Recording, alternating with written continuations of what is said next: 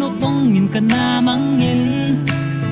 ipikat to ding ham ti hello hop in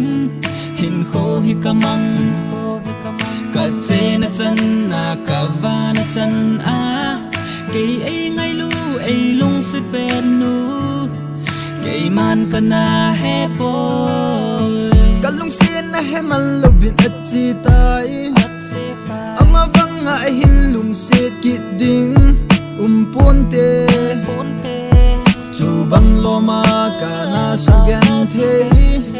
na hung kile kitte na din o ngai dam ka hin thu me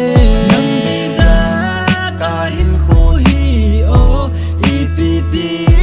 han dia na da la jing ham ka hin kho i na hin ngai cha ji e pati ni na hin gel ji e ka lung sungi nang bo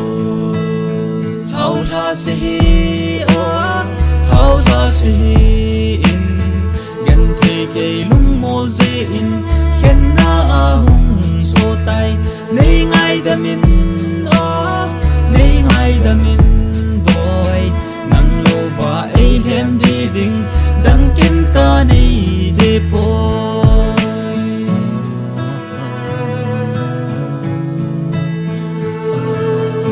Haji sa gel do in hin kho kamang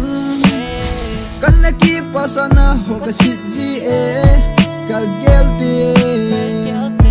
phan hum ki le ki the hi le o ama chunga lung gel kangam in tunin ana chi ta kalung se na he man lo a kagim bol na zo anna sang zo tai chu bang lo ma nei na gim pi no